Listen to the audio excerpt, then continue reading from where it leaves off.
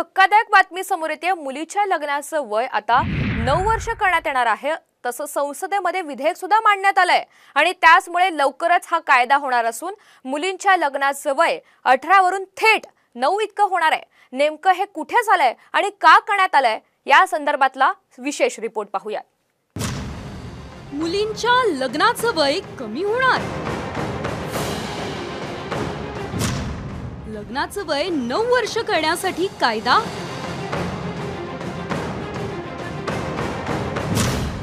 मुस्लिम मुलींच्या लग्नाचं वय कमी करणार।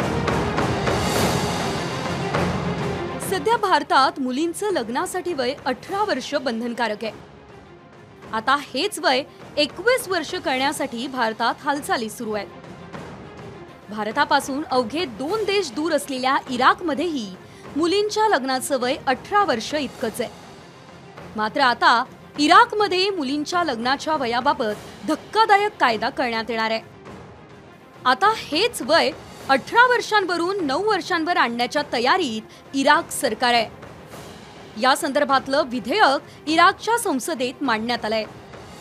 या विधेयकामुळे जगभरात मोठी चिंता व्यक्त होऊ लागली आहे।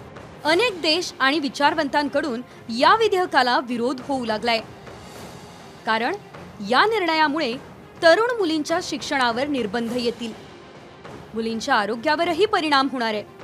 बालविवाहांमुळे मुलींना शाळा सोडावी लागेल, अकाली गर्भधारणा आणि घरगुती हिंसाचार वाढण्याची भीती आहे। इराकमध्ये जर या संदर्भात विधेयक मांडल्या जात असेल आणि अशा पद्धतीचा कायदा केला जात असेल तर ते अत्यंत बेशर्म, लज्जास्पद आणि निषेधार्ह अशा पद्धतीची घटना ठरणार आहे।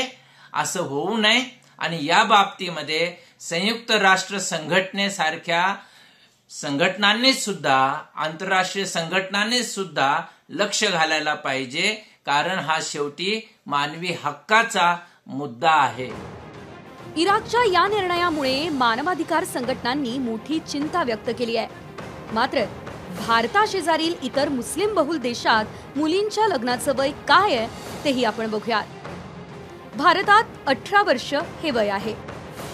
बांगलादेशातही 18 वर्ष, पाकिस्तानमध्ये 16 वर्ष आहे, अफगाणिस्तानमध्ये मुलींच्या लग्नाचं वय 16 वर्ष आहे, तर इराणमध्ये 13 वर्ष।